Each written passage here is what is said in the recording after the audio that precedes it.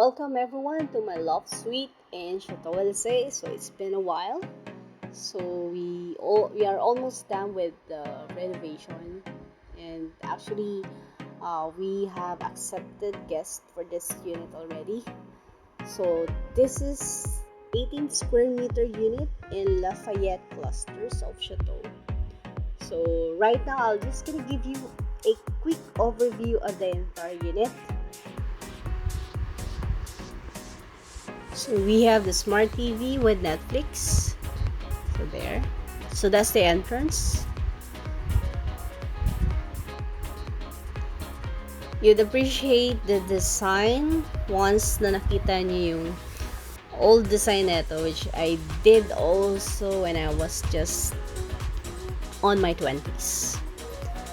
So here, if you can observe the flooring, if you're familiar with Chateau, so the flooring is replaced with SPC, so yung pinapatong lang siya.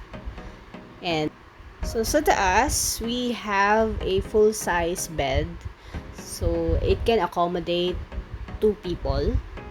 And we have this smart LED strip which can be activated with Alexa. So in here, since it's just small space, basically that's it. And then I'll give you a very quick detailed lang. As you can see, we have here cleaning tools, our very space saver shoe rack, and then this one I'll show you the microwave, which I'm not so proud kung saan siya nakalocate, but in the future magiging okay din yan. So we have here our 2 burner VitroCeramic top with range hood. So the kitchen, it has almost everything: the pots and pan, rice cooker, water heater, the no frost refrigerator with the bonus of sweet goodies.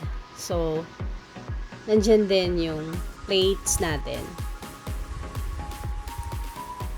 And then here sa sala, ang pinaka natin dyan is the sofa na pwedeng maging sofa bed. So yung sheets and pillows nasa ilalim, which is also storage. Yan na siya pag nilatag. And maganda dito sa unit na to is that yung ilaw natin, this one is just a mini closet. It's just enough for a staycation. So here's the light. Yan. Pwedeng dilaw, pwedeng sakto ng daylight. And then our remote, the tower fan, and the extra 2 chair.